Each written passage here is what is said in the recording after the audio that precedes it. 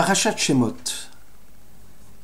Sa sœur, la sœur donc de Moïse, dit à la fille du Pharaon: faut-il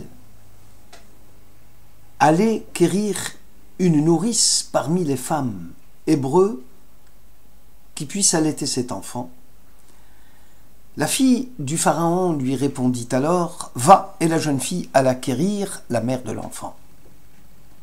Cette femme prit l'enfant, l'allaita, l'enfant devenu grand, elle le remit à la fille du Pharaon, et il devint son fils. Elle lui donna le nom de Moshe, disant: parce que je l'ai tiré des eaux. Or, en ce temps-là, Moïse, ayant grandi, alla parmi ses frères et fut témoin de leur souffrance. Il aperçut un Égyptien qui frappait un Hébreu. Un de ses frères, il se tourna d'un côté et de l'autre, et ne voyant paraître personne, il frappa l'Égyptien et l'ensevelit dans le sable. Voilà ce que nous dit l'Exode au chapitre 2, versets 7 à 12. Rachi, le célèbre commentateur de Troyes,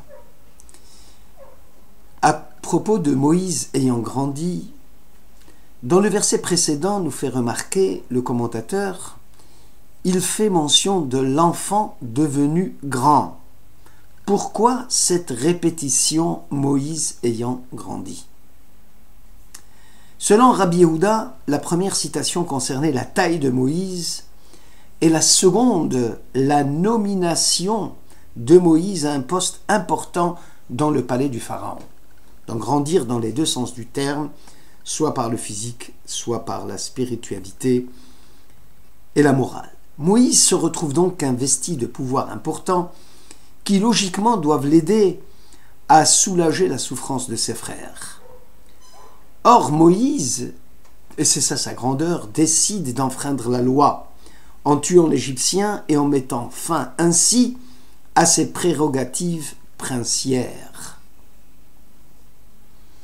Peut-on dire que Moïse n'a pas réalisé la gravité de son action? Est-ce qu'on peut soutenir une chose pareille?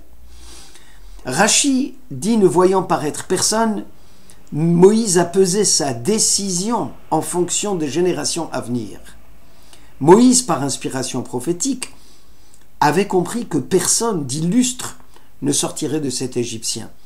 Aussi décida-t-il de l'éliminer. Or Moïse a-t-il pris en considération le risque majeur qu'il fait courir à ses frères hébreux? A-t-il examiné avec attention s'il était plus sage d'agir en ayant la confiance du palais plutôt que l'inverse? Parmi les grands hommes d'Israël qui ont accédé à des postes ministériels importants, il faut souligner le cas de Mordechai, Mardoché sous l'empire perse, d'Assuérus, comme le dit le traité, le Megillah d'Esther, le rouleau d'Esther, au chapitre 2, chaque jour, Mardoché arpentait les abords de la cour du roi pour s'informer du bien-être d'Esther et de ce qui advenait d'elle. Le Midrash dans Esther Rabbah rapporte la réflexion suivante de Mardoché: comment est-ce possible que Esther, l'épouse juste, soit souillée par Assuérus l'incirconcis? En réalité, une catastrophe imminente s'apprêta à s'abattre sur Israël, et Esther sera un jour le recours ou le secours profitable dont Israël aura besoin. Apparemment, l'approche de Mardoché semble être à l'inverse de celle de Moïse. Puisque ce dernier, par une réflexion délibérée, a concédé tous les privilèges royaux qui lui appartenaient, pour mieux saisir la motivation de Moïse, essayons d'examiner ce que dit le Talmud dans le traité Shabbat 97a. À propos de « Et Aaron dit toutes les paroles que l'Éternel avait adressées à Moïse, et il opéra des prodiges à la vue du peuple. Le peuple y eut foi, ils comprirent que l'Éternel s'était souvenu des enfants d'Israël et qu'il avait considéré leur misère, et ils courbèrent leur tête et se prosternèrent. » Exode 4, verset 30. Selon le Talmud, à partir de cette réflexion, on peut dire qu'Israël est un peuple de croyants, qui a la foi chevillée au corps.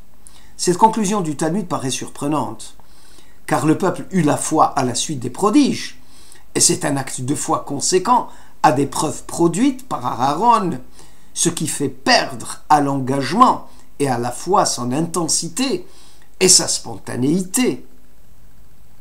En fait, penser l'ultime, s'envoler vers l'invisible, n'a pas besoin de preuves. Les preuves ne font que conforter l'homme de foi dans son intention première.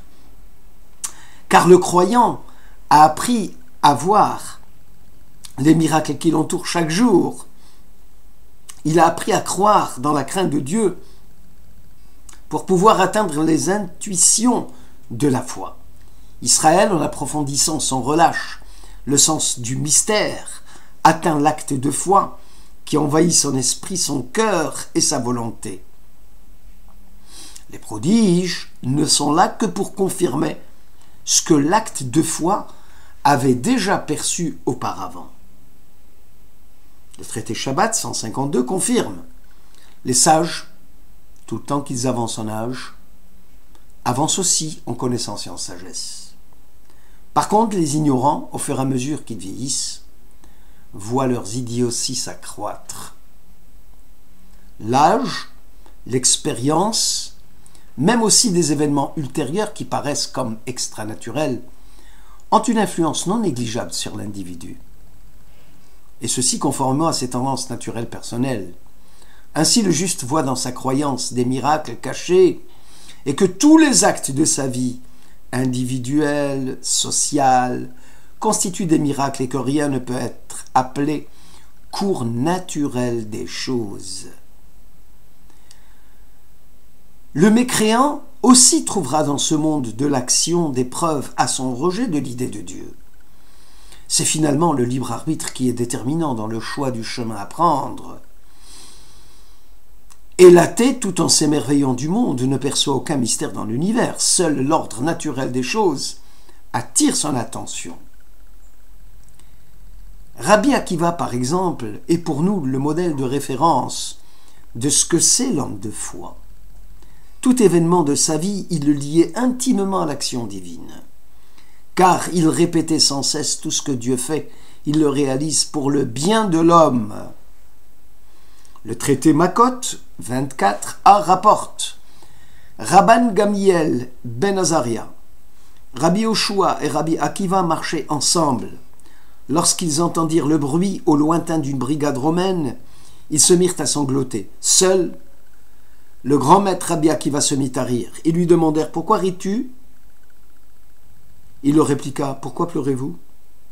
Ils répondirent: vois ces idolâtres qui se prosternent devant les idoles, qui offrent de l'encens aux astres du ciel et qui vivent dans la quiétude, alors que nous autres juifs assistons à la destruction par le feu de notre temple. Comment pouvons-nous résister à l'envie de pleurer? Rabbi Akiva les consola. C'est justement pour cela que je ris. Si déjà Dieu, avec ceux qui lui transgressent sa volonté, agit de la sorte, a fortiori qu'il agira aussi bien, sinon mieux, avec ceux qui accomplissent sa sainte volonté. Le cœur, centre de notre être, est le fondement des sentiments humains qu'il transmet au cerveau et à la conscience, qui vont agir en tant que gardiens du sens moral fondamental, puisqu'ils nous orientent et nous dirigent vers des buts élevés. Le Midrash, toujours lui, dans Shemot Rabbah 3, commente ainsi le verset 2 du chapitre 4 de l'Exode. Il jeta à terre le bâton, Moïse. Il devint un serpent. Moïse s'enfuit à cette vue. Une matrone romaine dit à Rabbi Yossi: mon Dieu est supérieur au vôtre. Car lors de l'apparition du Dieu de Moïse, dans le buisson ardent, Moïse s'est voilé la face. Alors que s'il avait vu le serpent, symbole de ma divinité, il s'était enfui. Rabbi Yossi lui répondit: lors de la scène du buisson ardent, Moïse ne pouvait s'enfuir de devant Dieu dont la présence était partout, alors qu'à la vue du serpent, il suffisait de s'en éloigner pour éviter sa morsure. Cet exemple illustre le raisonnement fallacieux de la matrone qui voulait déduire sa conclusion de la Torah elle-même, puisqu'elle s'était mise en quête de quelque chose et semble avoir trouvé. Alors que Rabbi Yossi tire une conclusion à l'opposé de celle de la matrone. Décidément, le courant magnétique avec ses aimants et les phénomènes qui s'y rattachent n'attire que les objets sur lesquels il produit un effet de courant électrique continu. Revenons à la foi des enfants d'Israël. Les miracles produits par Moïse et Aaron ne diminuent en rien la puissance et l'engagement d'Israël. Le sens de la réalité de Dieu ne se trouve pas dans les prodiges, ni dans les concepts insipides. La sensibilité à Dieu est donnée à un cœur brisé, à un esprit qui dépasse sa propre sagesse. Israël ressent la présence de Dieu, mais ne peut saisir l'essence de Dieu. Israël aspire à connaître le transcendant et à percevoir sa main puissante qui agit dans le monde. Conformément au verset, le Seigneur lui dit encore « Mets ta main dans ton sein ». Il mit sa main dans son sein, il la retira, et voici qu'elle était lépreuse, blanche comme la neige. Rachi commente « Dieu signifie clairement à Moïse qu'il vient de faire de la délation sur le compte d'Israël, puisqu'il soutient que le peuple ne va pas le croire. Or, la sanction biblique de la délation n'est autre que la lèpre. Eh bien, s'ils n'ont pas croyance en toi, s'ils sont sourds à ta voix du premier prodige, ils devront céder à la voix du dernier. » Rachi commente « Lorsque tu rapporteras aux fils d'Israël que tu fus atteint de lèpre pour avoir médit d'eux, alors ils auront foi en toi. » Dieu semble promettre à Moïse que le peuple aura foi en lui lorsqu'il leur dira qu'il a subi l'épreuve de la lèpre.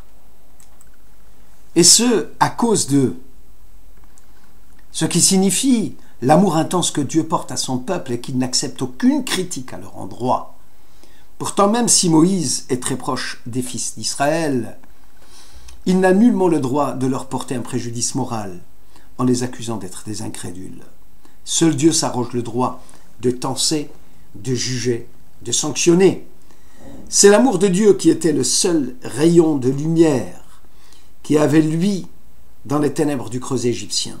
Aussi les fils d'Israël auront foi au dernier signe envoyé par Dieu, sans jamais voir de signe. Alors la foi est d'abord confiance. La foi, la émouna, c'est crédit. La émouna, c'est loyauté. La émouna, c'est engagement. Croire, c'est contre l'apparence. Exige un degré de confiance, au moins égal à celui que produirait une démonstration mathématique, et surtout même lorsque la raison n'y saurait donner un quelconque appui.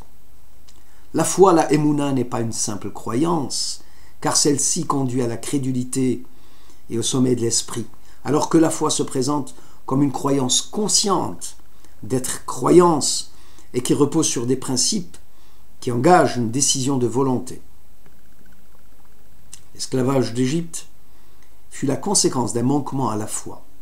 Abraham, au courant de l'héritage du pays de Canaan, exigea cependant une preuve de Dieu. « Comment saurais-je que j'en serai possesseur ?» dit-il dans la Genèse 15. Cette lacune dans le langage sera chèrement payée plus tard et rachetée par 210 ans d'exil des fils d'Israël. Cette insuffisance dans la foi sera réparée par un tikkun qui consiste à croire sans preuve, à admettre l'ultime sans démonstration aucune. Aussi Moïse, l'homme de la Emouna par excellence, en tuant l'Égyptien, prendra une décision bien calculée, puisqu'il cherchait à extirper du cœur de ses contemporains toute idée de rédemption par voie naturelle, comme une révolution d'esclaves contre leurs anciens maîtres. Son statut social chez le pharaon n'entrait plus en ligne de compte, dès lors que l'objectif à atteindre est d'amener les fils d'Israël à tourner le regard vers Dieu et non vers un homme politique bienveillant, fût-il Moïse lui-même. Aussi l'esclavage égyptien était le creuset de fer dans lequel va se former la nation juive. C'est ici que la croyance du peuple va se forger, non pas comme simple admission intellectuelle, mais engageant la personnalité tout entière d'Israël. Liaison existentielle avec l'absolu, une adhérence parfaite à la divinité. La foi, ici, la émouna, se traduit par une plénitude de l'être. Elle permet l'achèvement de toutes les virtualités de l'être. La Emouna engendre une expansion complète de la personne. Elle s'affirme par une indépendance totale à l'égard des hommes. Et en rompant, si peu soit-il, la relation de dépendance confiante qui l'unissait à Dieu, Abraham se plaçait-il lui-même sous l'autorité des hommes? Est-ce qu'il n'ouvrait pas la voie à la servitude dont ses enfants allaient être l'objet, en contribuant à rompre le lien fondamental qui doit unir l'homme à Dieu? En tout cas, ce manquement fut chèrement payé, 210 ans d'exil. Shabbat Shalom.